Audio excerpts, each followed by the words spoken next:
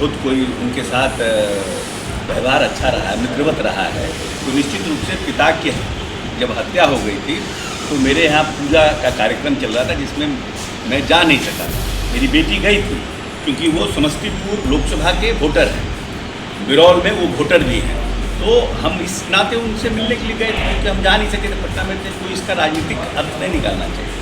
नमस्कार, आप देख रहे हैं न्यूज़ फॉर नेशन में आपके साथ तबजीत सिंह। वीआईपी के संरक्षक मुकेश सहनी से पिछले दिनों बिहार सरकार के मंत्री हैं अशोक चौधरी वो मुलाकात किए थे और उनसे जब सवाल किया गया तो उन्होंने साफ तौर पे कहा है कि देखिए उनके पिता के जो क्रियाकर्म था उसमें हम शामिल नहीं हुए थे और सिर्फ औपचारिक मुलाकात करने के लिए गए थे। लेकिन जिस तरह से ये कहा जा रहा है कि मुकेश सहनी है वो एनडीए में आएंगे, इसको लेकर भी क्या कुछ कर रहे हैं बिहार सरकार के मंत्री अशोक चौधरी। पहले सुनिए उनकी बात। मुकेश सहनी जी के पिता के देहांत में मैं जा नहीं सका था।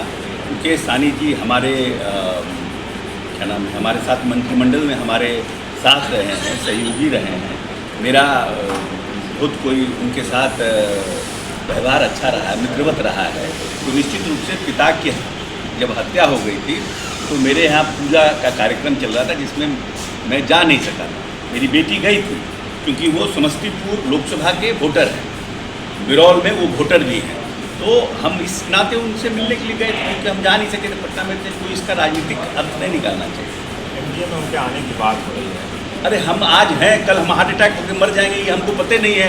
भविष्य में क्या होने वाला है कौन जानता है, कैसे कह सकते हैं? आप ही के पार्टी के लोग कर रहे हैं, मंत्री क्या मदन सहनी कर रहे हैं कि वो आएंगे एनडीए में?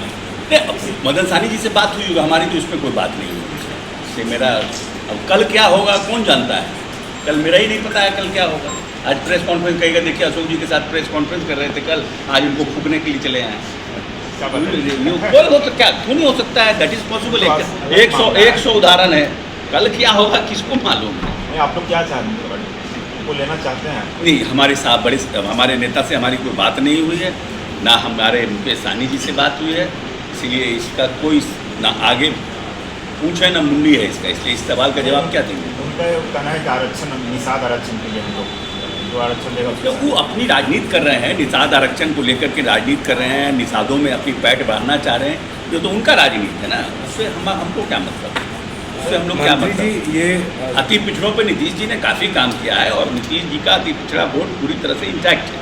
अगर लोकसभा का विधानसभा वाइज और बूथ वाइज अगर आप एनालिसिस कीजिएगा तो आपको पता चलेगा जहाँ पर अति पिछड़ा का वोट है, जहाँ महादलित का वोट है और जहाँ महिलाओं की संख्या है, वहाँ पर नीतीश कुमार जी के जनता दल यूनाइटेड और एनडीए को नीतीश जी के चलते पूरी तरह से उनको समर्थन मिला है।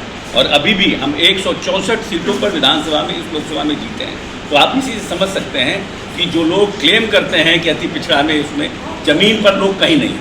मंत्री जी, ये पूर्व विधायक जो अनंत सिंह को बड़ी मिली, उसके बाद बिहार सरकार के मंत्री अशोक चौधरी ने साफ तौर पे कहा है कि देखिए उनके पिता का जो क्रियाकर्म था वो उसमें हम नहीं जा पाए थे, सिर्फ उनसे औपचारिक मुलाकात करने के लिए गए थे। लेकिन जिस तरह से ये कुछ जो कयास लगाने की बात कही जा रही है, ये तो कोई भी नहीं देखा है कि आगे आने वाले दिन में क्या होगा। लेकिन जिस तरह से मुकेश सहनी को ये लगातार कहा जा रहा है कि मुकेश सहनी है वो अब महागठबंधन छोड़ एनडीए में शामिल होंगे, जिसको लेकर साफ तौर पर अशोक चौधरी कह रहे हैं कि ये तो भविष्य का गर्व में है। इस तमाम खबरें न्यूज़ के साथ नमस्कार।